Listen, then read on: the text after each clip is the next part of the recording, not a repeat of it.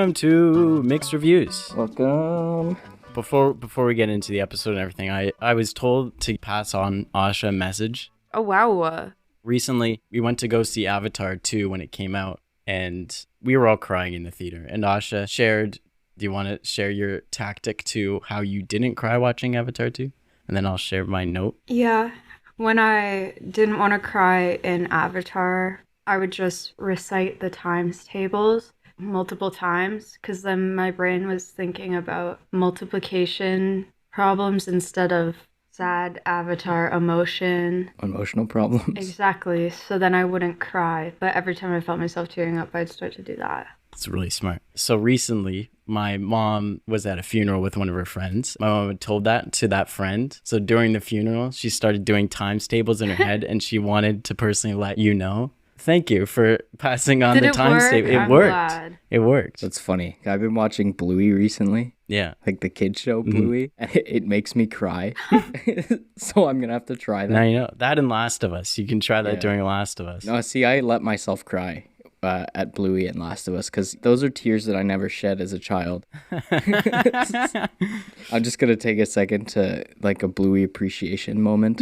I've been planning this all week. Bluey appreciation. It's such a good show. Like That's I find funny. myself crying at it like all the time. Anyway. Interesting.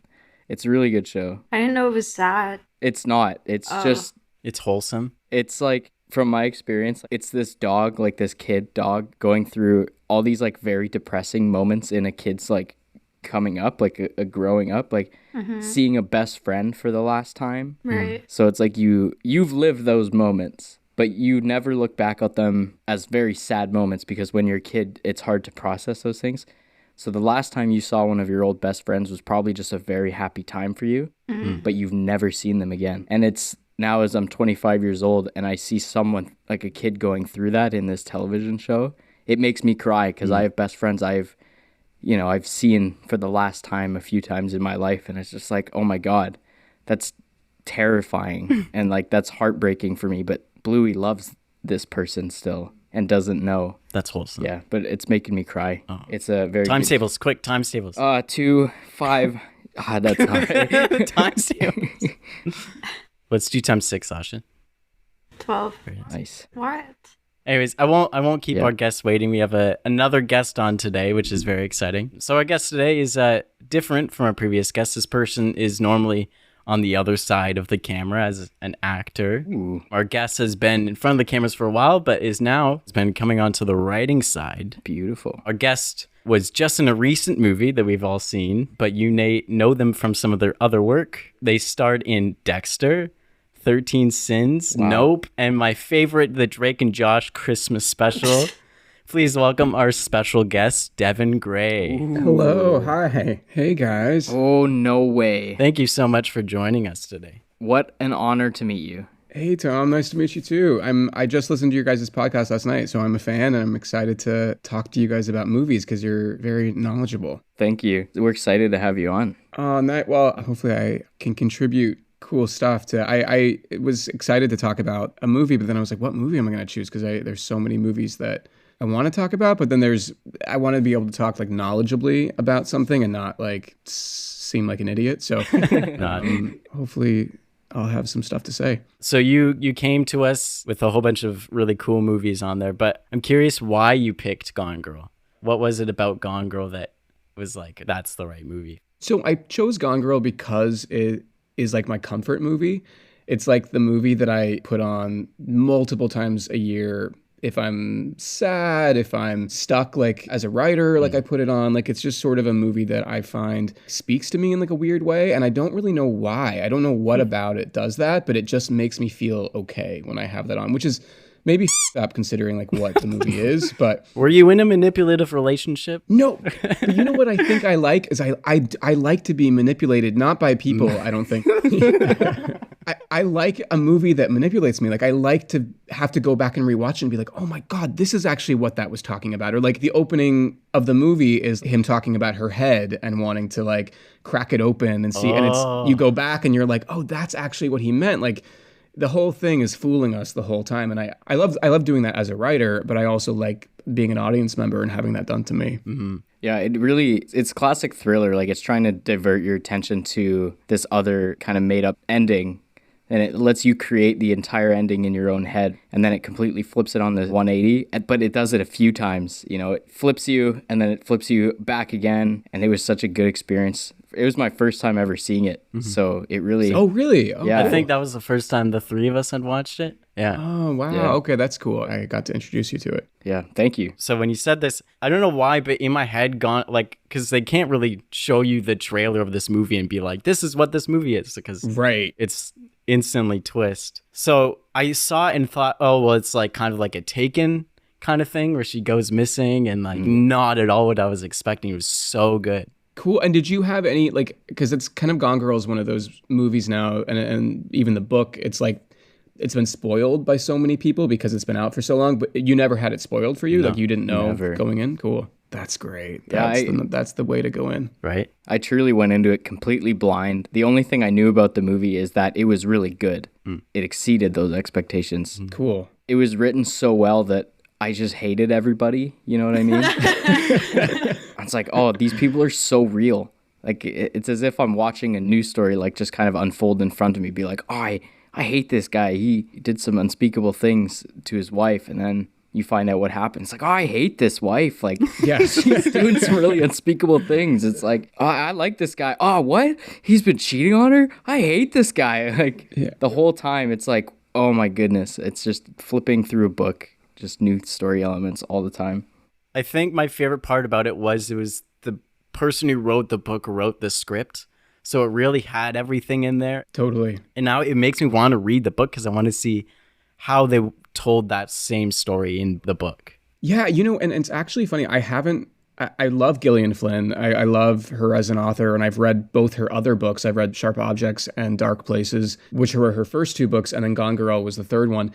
And because I'd seen the movie before I read the book, I sort of was like, oh, I've seen the movie now. I don't really need to it's been spoiled for me. Like, I don't know how exciting the book's actually going to be, but I do love her writing. So I would love to go back and read to see how different it is. And I've heard it's pretty similar. Like, I think for the most part, everything, it stays the same. It's hard to kind of do as a movie though, because when you're reading the book, you're getting to switch between Amy's diaries, and then you're getting to switch between Nick's perspective as she's missing. So you're sort of like just reading her diary and taking it at face value, where I imagine adapting it for the screen, it was probably hard to know how to do that and still trick the audience. And because you're telling a false narrative most of that time, and to try to figure out how to do that subtly so that it makes sense when you finally have the reveal. I'm sure that was a tricky thing for them to pull off. I think I kind of clocked how they did that. I noticed she was a very kind of monotone kind of character every time she spoke. In her voice, she was very like upright and proper, and she kind of like had the background of having to fit into this amazing Amy kind of like picture that her parents wrote for her. So just writing her as a character to be very like upright and posturous kind of helps you understand later on in the movie when it's revealed that she's lying through her diary, but she's delivering it to you in dialogue that is at the same tone, same monotone, same kind of posturous voice. Right. And then later you kind of find out that everything about her is deceitful. So when you learn that, it's like, oh goodness, like everything about her is just fake, and even her tonation and speech. Literally in my head, it just clicked, because she refers to herself in the diaries a lot as Amazing Abby, right? Mm-hmm. Amy. So that, Amy? Amy. Why did I keep flipping that? She writes in it as Amy. That didn't click, that she dissociates from the character a little bit. I don't know if that's just the one time or not. Oh, yeah, that's interesting. The Amazing Amy came from those kids' books that her parents wrote about, the other Amy, but it is kind of interesting to think that maybe that was a way she could separate herself from the terrible things she was doing as a way of, I've never thought of that. That's interesting. The detective that's going to find that and read that, if they've seen the books, they might associate with that great person. It's another level added to it, where if you think of her as this really awesome person that they portray in the books, that she says is always one step ahead of her. Totally, yeah. Even when the detective first shows up at the house, which by the way, that's my favorite character, is the Kim Dickens. Yeah. She's so good in that role, and I love her. But when she first shows up, she's like, "Your wife is Amazing Amy?" Like, wow, I love these books. And so you're right, like it plants the seed right away of like nostalgia and somebody that couldn't possibly be anything but pure and amazing.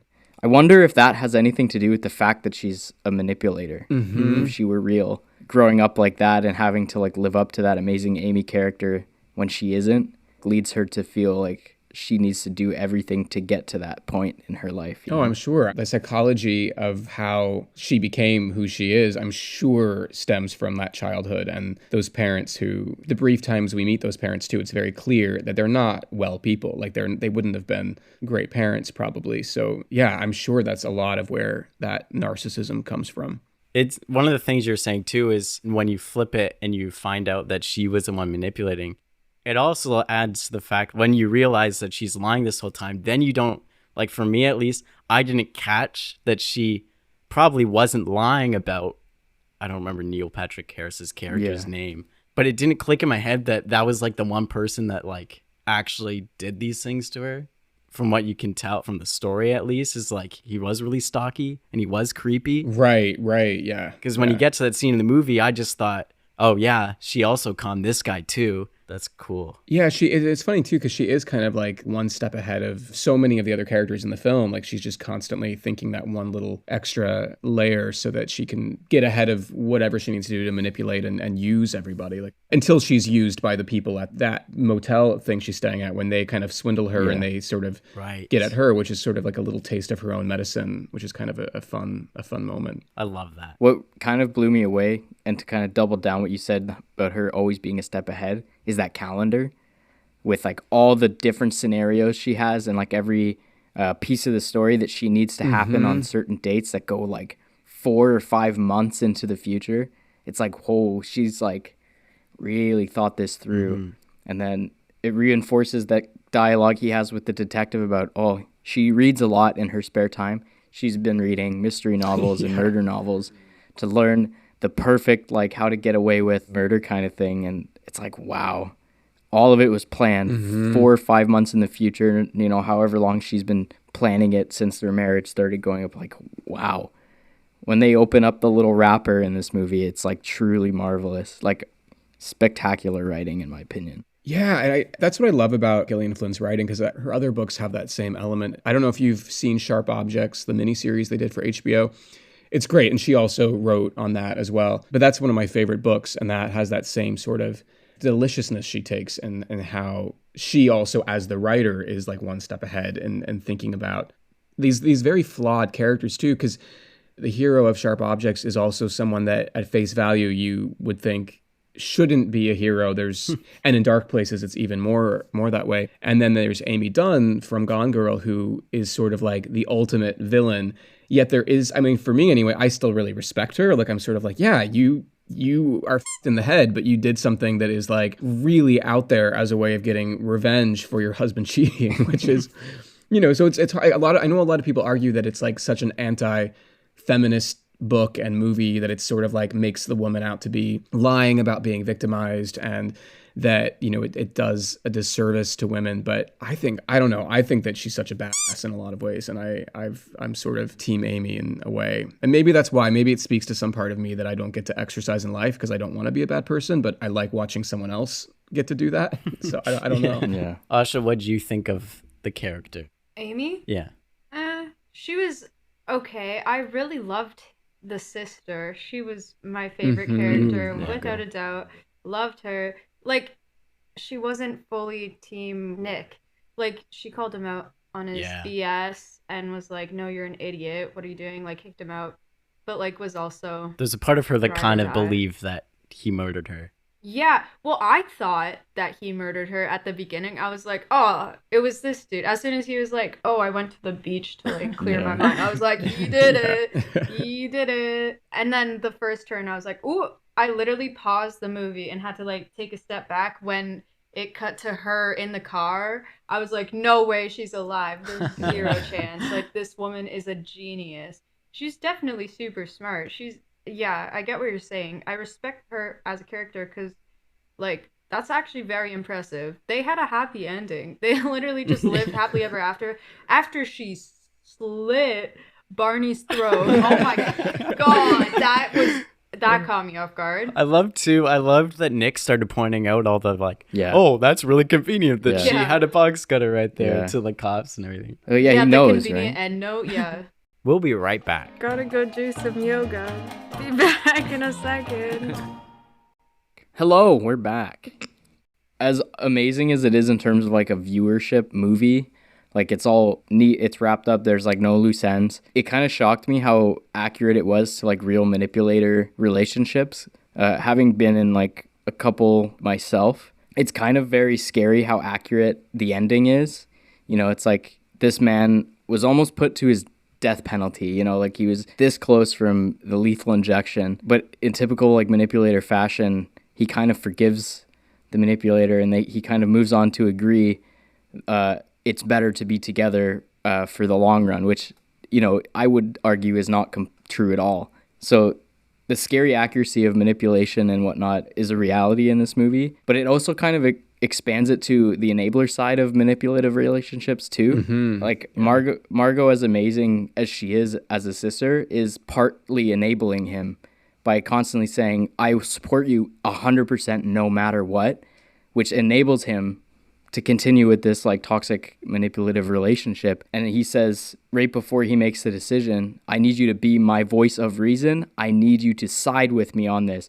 Those are not the same thing. Mm-hmm. Right. And she's in tears, like she almost hates him for the fact that he's doing it, but she still kind of says, yes, okay, fine, you have my support to do this, which is another scary reality in these kind of relationships that I think this movie did justice of by not shoving it in your face, but also being like, damn, like think about it. It's kind of not good at all what's happening, and it's not a happy ending. They're back together. Yeah. You know this how is a satire ending. Yeah, you know how deep this manipulation and life-threatening existence goes with this relationship, but it's there. It exists now, and now they have a kid. Yeah, that might not be his. That poor kid, because you don't know if it's gonna be his or not. Yeah, I mean, and it's great to that point.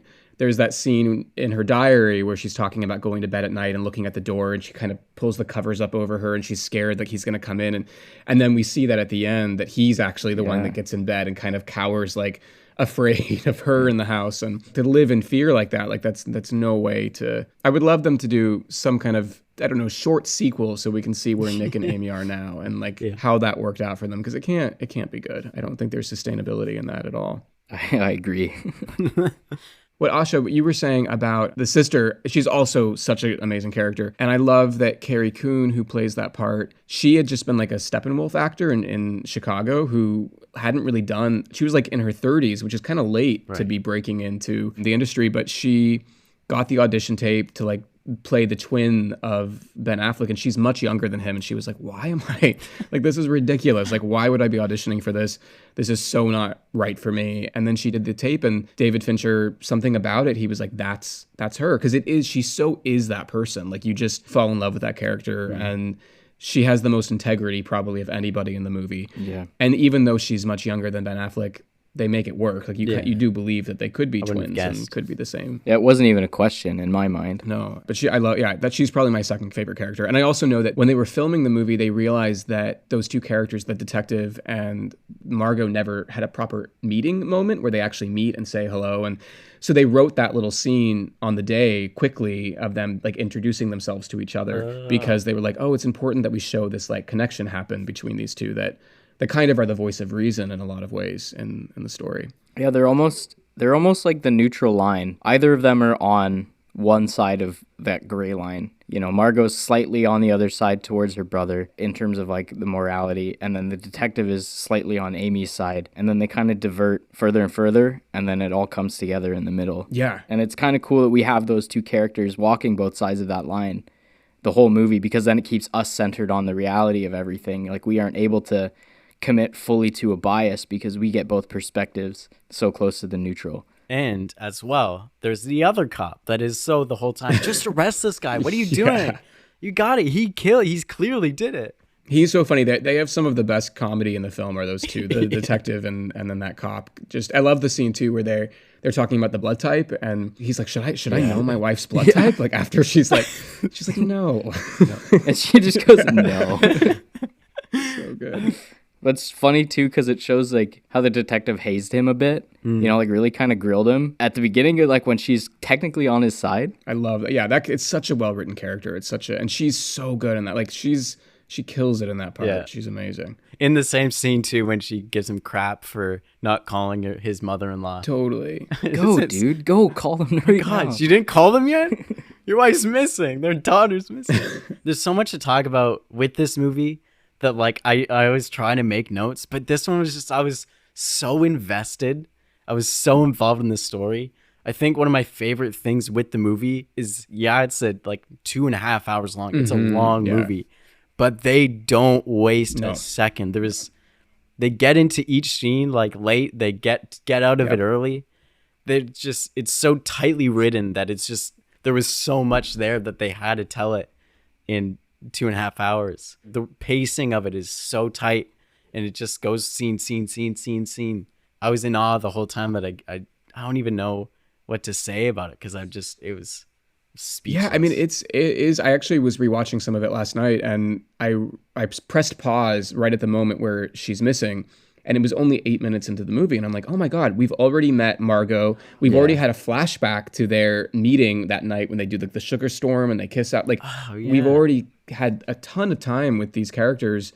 And it's 8 minutes, and we now feel something for the fact that she's missing, and that like it's very like crazy well done because that's very hard writing to pull off. And it's the same too as when she's writing the diary, preparing for it. You have to start off. She literally tells you that like how it's going in the movie is that you have to start off, make them like this. You got to tell these true stories and really get them on your side, and then that's when you start lying. It comes to also with because we just did Back to the Future. That's a movie where they really take their time to build the world and see all these different setups of the movie. Where this one, it really is just 8 minutes right before the big thing happens. Yeah. I didn't even catch that. That's what I love about the thriller genre is because you don't need to build a world because it's in our world. I notice a lot about really good thrillers and sometimes horror movies that aren't like way out there is they really do like to just get into the story because it's based in a world that everyone else is already familiar with. Right. Especially with this kind of tone too. Like it's a bit darker, a bit more grittier, and a bit more depressing, which is something a lot of people really relate with. One of the first shots, not so much when she's laying in bed, but when he's standing out on the curb at the beginning, and it's like, it's very blue. It's like early morning. This guy like looks beat up and tired. So it's like, oh, I relate to that guy, you know? Yeah. I loved in the script for that moment, because I've read the script so many times too, because I like to kind of study that script. It's all it says is Nick stands there, he looks ill. Yeah. And I just love just the word ill. And I've now used that a lot when I write, because it sums up something right away. You're like, they look ill. And you're like, oh yeah, I know that. And that can mean so many different things, but you can just right away know what that feels like and looks like. When you get a script as an actor, like that's where you get kind of your idea of how the scene's going to go, right? Yeah. And I like that she takes that kind of from like actual like novel writing, where it's you have to tell what they're feeling written instead of showing it face to face. So it's such a smart, like one of them was when Neil Patrick Harris and Nick Ben Affleck, when they're talking, right as he shuts the gate in his face, it says like ugly pause. Yeah, I know that part. That's so great because one, it gives you for the editing, it shows you, okay, there's going to be that ugly pause of awkward time before we cut. I love how that kind of writing can do so much for a script. That's how you sell the movies, reading the script. You have to understand that before you go filming it. Like that's such a great way to help visualize in script writing. That's so genius. I find when I like to write, I love to use descriptive words like that. I've been told a few times in my life, don't, because I'll write would be a pretty basic short sentence, but I'd like describe the shit out of it. So it's like, I got a lot of this because I grew up doing little short horror stories in like my 5th grade daily journal. My 5th grade writing teacher wanted us to journal our days every single day. I was in 5th grade. I was boring. All I did, I would go to school, French class, English class, went home, played Halo or something. So that my teacher would say, Thomas, like you gotta write more. I'm like, I don't do much. What does she expect? Arguing. Yeah. So she's like, okay, we'll try something else, like try being creative and writing something. So I wrote over the course of the school year in like journal entries, this like horror story about this kid who goes under this like derelict mansion is what the story was called, and gets lost in the catacombs under the mansion. And every week I would like resubmit it, and my teacher would then be like, this is amazing, I can't wait for next week. Like the first like lines or whatever was like describing this mansion as like dark, twisted, and slimy and gross and like moss covered, but the moss is dead and now like you really decomposing. Took descriptive to heart. Oh, exactly. So sorry, you unlocked this weird story about my fifth grade brain. I want to read this story now. Do you still have? Yeah. Do you have the entries? That journal is in someone's possession in my family. It's tucked away in like a bin in my mom's basement or something. But I know I kept it because I was so proud of it as a kid, and that really got me into writing and using very descriptive terminology that I don't use as much now, but it's still there when I do write. That's funny. In 5th grade, I was drawing comics of a secret agent, and it was all spelt wrong. So that's funny juxtaposition. Very different brains. You guys were still creating, telling story. Like, that's pretty cool. I feel like a lot of kids that age are not doing that.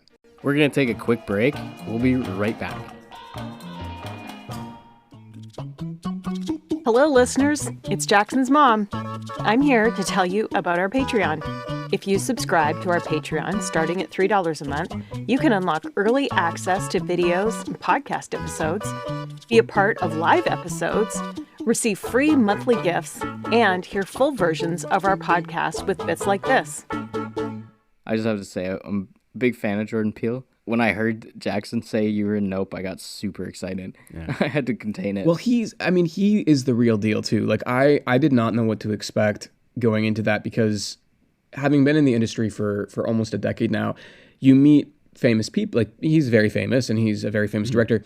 And a lot of the time, like, they're not like the kind of people you want to hang out with, because they're so famous. They're not even like people anymore. Like, they're kind of, they're not treated like people. So then they don't really act like approachable. And so I got cast, and I met with him on Zoom, and he was lovely. But I remember going to set being like, I don't know what this is going to be like. I've never worked with someone that's a director that's so famous. And he could not have been more grounded and normal and lovely and so easy to talk to. So like, and something with a lot of famous people is like, when you talk to them, like, most of the time it feels like their eyes are kind of glazed. Like, they're like, I have to talk to you right now, but I'm not really taking in anything you're saying. Like, that's sort of what it often feels like. And he's so open and genuine, and he's connected, like, he's with you. And I watch him like that with everybody. And he's really like, it was a very special experience, because he's the real deal. And I think there's a reason why his movies are so great, because he's just like a real person, which is lovely. Yeah. That's cool. That's great. So, subscribe to our Patreon today. The link is in the show notes. And now, back to the show.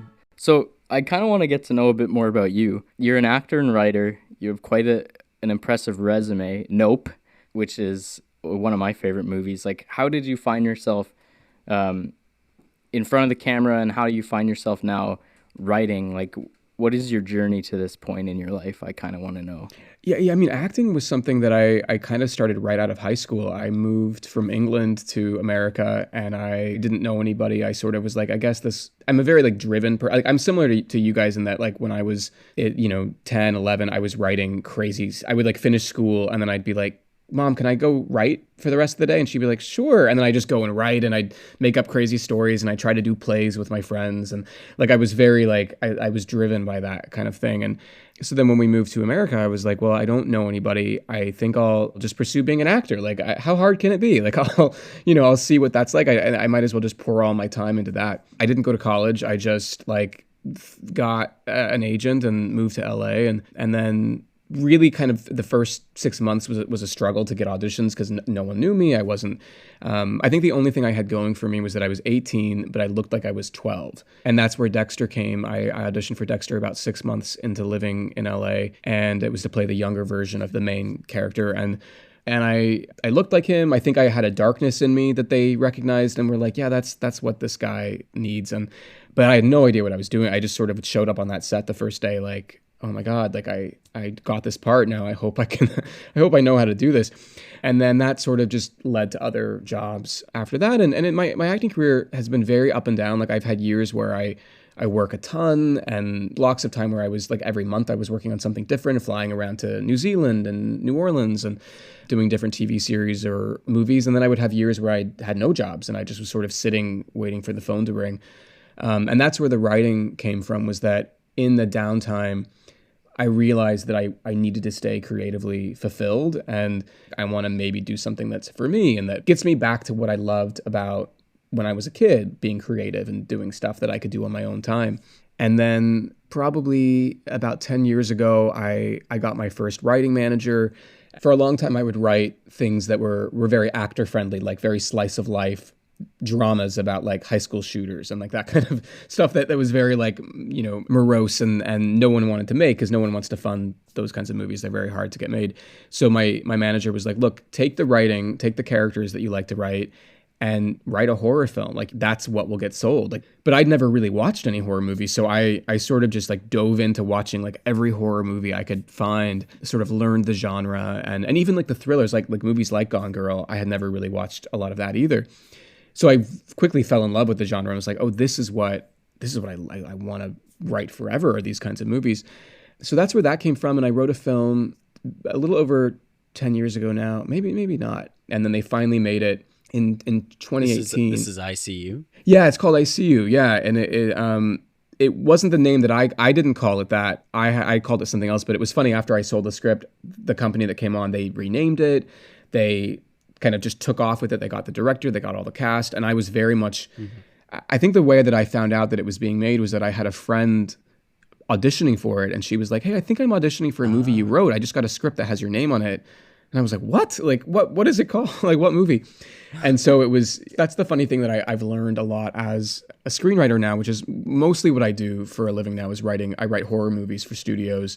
Most of them never get made, but it's a fun journey kind of doing that and learning a lot as I do it. It's a funny thing in my life that I still act sometimes where you show up on set, you're treated like gold. And then as the writer, you show up and people are like, who are you? Why are you here? What are you? You know, like it's a funny thing. Well, that's amazing. Jackson was trying to coerce me to watch ICU a few days ago. It was for this. Yeah. Oh, sneaky. And I was like, very sneaky. Yeah.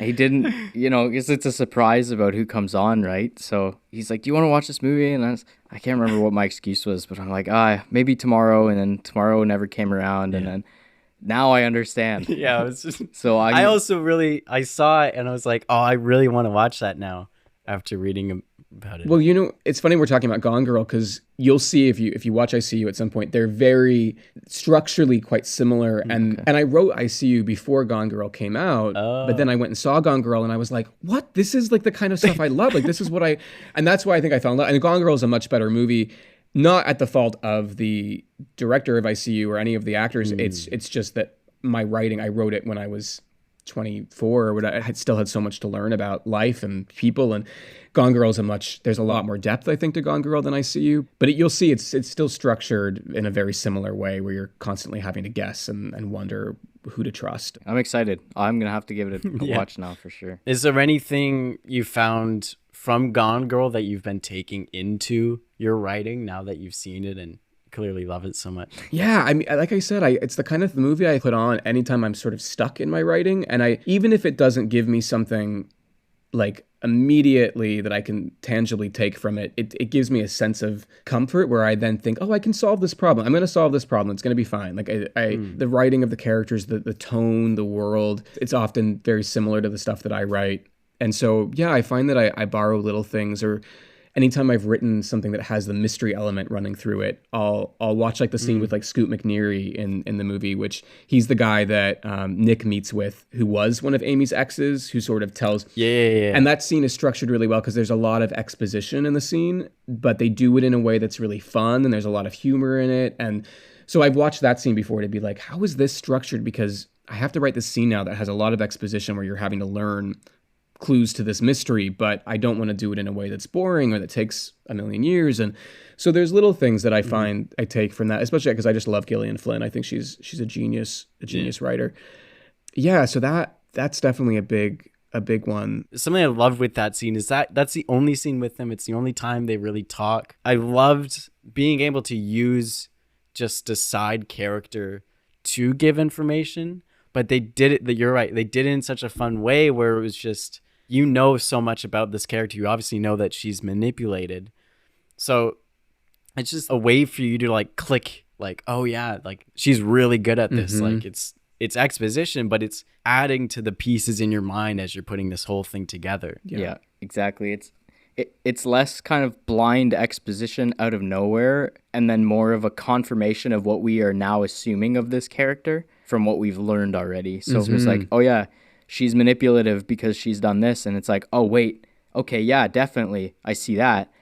And then, oh yeah, she did this, this, and this. And it's like, oh, okay, cool. That relates to this scene in the movie where we didn't really know why that, the red panties were there, for example. And it's like, well, we know this part. Exactly. Which is how I think exposition should be done. 100% agree. Because we talk a lot about it. When it isn't done poorly, you barely know it's exposition, right? Exactly. And as an actor too, it's funny because sometimes you book a job where I'm like, oh my God, I have to say all this exposition. Like how do I do this without it seeming like what's the way? And you wish that the writer would maybe have, spent more time massaging it and getting it to a place that, because that's some of the worst thing to have to deliver. So I think when I'm writing sometimes, and my husband is an actor too, and he'll read something of mine sometimes and he'll be like, you have to change this section. Like, this is too dense. It's too dense. It's not fun. And he'll encourage me to, and I'll be like, oh my God, you're right. Like, I'm being lazy. I need to like really figure this out better.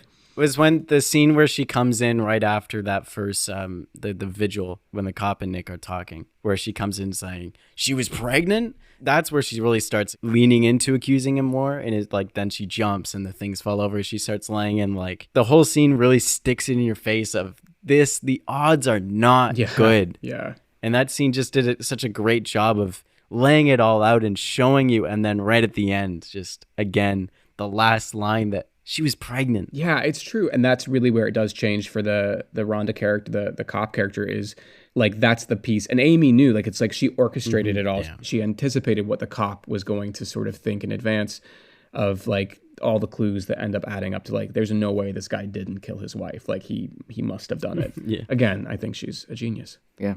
I'm curious because as we typically do on the podcast, there's like a good and a bad. I want to know if you have any criticisms as a writer, as a performer for Gone Girl in your mind, or anything that sticks out to you that maybe you might have done differently, or it just you don't love the part of the movie. Like, is there anything like that in this movie that stick out for you? It's hard because I do just love this movie so much. And I think there's, there was something that always, and again, I don't think this is a flaw necessarily, but the idea that Amy was planning to kill herself at some point, and she's like marked it on the calendar, like, this is the day I'll kill myself. This is the, and sort of understanding the concept of someone that has like narcissistic personality disorder is that likely she's never going to kill herself. Like, that's something that, like, just the idea that she was ever even planning to do that sometimes has made me think, like, is that real? Like, would she have really done? And of course she doesn't. So I think it answers the question for you, where you realize, like, she never was going to probably kill herself, because that seems so extreme. Like, then she can't relish watching this guy go to prison. But I don't know. That's sort of the only thing I can think that if I were to, but it's not even a flaw. It's just something that I don't know. I question that character trait a little bit. Yeah. And two, I like the moment where they kind of set in her brain where she decides not to do is when she starts enjoying watching the news. Yes. Like, because she wasn't necessarily doing it until her neighbor came over and said, have you been watching this? And then that's when, especially too, when she's with Neil Patrick Harris and he's so obviously hating the fact that she's so enthralled by this. But it's so great seeing her be like so involved in watching it unfold, and she kind of gets carried away watching her plan turn out flawlessly. Yeah. Where it seems that's kind of where she decided, I kind of want to stick around in. Yeah, the Neil Patrick Harris side of it, that's one more area that I've always questioned, where it's like, he had security cameras in the house, and there was that moment where she goes and pretends to be, but I always wonder, like, what? So she's just selected that. What did she delete the footage of everything else that happened in that house? Like, yeah, what happened with that security footage? Like, wasn't that kind of suspicious that there's no footage of her being carried into the house, being kidnapped, and all of those things that you would maybe expect to see. So I mean, maybe I've missed something with that, but Right. Well, I kind of agree. Like, additionally, I said this to you when we were watching it. If they did go back and find the tapes, they would see that he would leave. Like, for the first 2 nights, I think it was, he would leave because he wasn't technically moved in. yeah, true. But if they did go back and find the footage, they'd find holes in her story because she said that, like, every night, all night kind of thing, like, he was tormenting her. But if they'd have looked, they would have seen him leaving every evening. Possible she just may have not thought that all through. True. Because she was kind of weak in those moments of, like, her lies kind of falling apart around her a little bit. So it's hard to tell whether that was, like, an oversight, deleted scenes maybe just to cut runtime, for example. Like, it's hard to tell. Yeah, totally. And it's funny too, because like as a writer, I know too that even in ICU, I'll read online, people would be like, there's a hole with this moment, like that's a plot hole. And I'll be thinking like, no, it's actually not. Like, I know there is a moment in there that explains this thing, and that I'm pretty confident there's no holes in this movie. And that's probably the same with like Fincher and Gillian Flynn. They're probably like, no, there's a reason. This is what, and maybe either, like you say, it's in the deleted scene, or so you never know if like there is something they've thought through everything and we've just missed it. Yeah. That's my favorite thing to do with movies is like I love to rewatch things after I've seen it, because I like to, once I know the story, I can go back and say, okay, well, where does this add up, and where is this moment, and oh, well, that I didn't realize at that time. Like, that's one of my favorite parts of watching stuff. Is just one of your favorite parts of watching stuff is rewatching stuff. Yeah. I feel the same way. I want to have a movie that I want to immediately watch it again, and like that's why I love like the Knives Out movies. It's like I literally will watch those like 5 times, because I'm like, every little thing has been thought of and it's all so perfectly planned out. Quite ironically, I think that's one of my favorite things with Jordan Peele movies as well, is there's just so many layers to it. True, yeah. The first one I saw was Us, and there's so much in Us. I've only seen Us once. I need to watch it again, because I've seen Get Out like 5 times, but I need to rewatch Us. Yeah. How many times do you think you've watched Nope? I think I've only Have you watched Nope? I have seen Nope.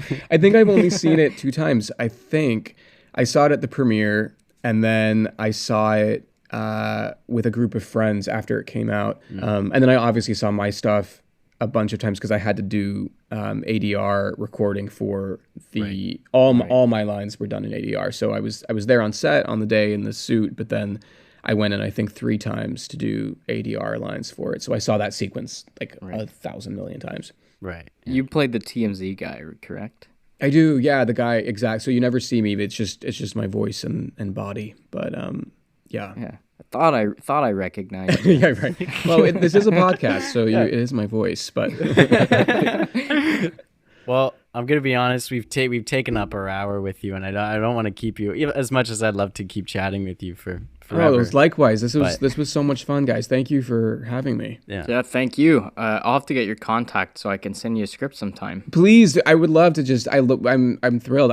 You had me at your 5th grade horror mansion story. So thank you. I do try. And thank you, Asha, for running the tech for us.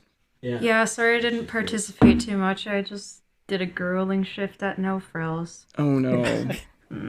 Thank you so much for joining us. We're so glad we could have you, and thank you for coming on. Thank you for having me. This was a lovely highlight of my weekend. So I anytime I would love to talk more movies with you guys. We'd love to have you on again. Thank you so much. It was truly a pleasure. Also, Gone Girl, what a great movie. Thank you for introducing that to all of us. Thank you so much. It was really good. I'm so happy none of you had seen it. That makes my day that you guys hadn't seen, because I always wish I could erase my memory and watch a movie like that again, like not knowing anything. So it's exciting to talk to people that see it for the first time. Yeah, I just have a really terrible memory, so every time I watch a movie, yeah, Jackson's seen it 5 times already. Actually. Oh, really? Right. Gosh, I keep trying to tell him like, no, you've seen this before. These are fools. And then I feed him his oatmeal. Brought me back to the nursing home. All right. Well, thank you so much. There's a movie in that. Yeah. Thank you guys. Yeah. There's a 5th grade short story there. Yeah. That we can. Yeah, exactly. All right. Good night, guys. Good night. Thank you. Have a great night. Thank you. You too. Bye. And cut. Hey there, I'm Jackson's mom, and this has been Mixed Reviews with Tom McMahon, Jackson Brotherton, and our in-host genius, Asha Joseph. Be sure to follow our podcast on your favorite podcast app and join our Patreon for extended, ad-free, and bonus episodes. The link is in the show notes. This has been a Vanish Entertainment production. Thank you for listening. Cut. Room tone.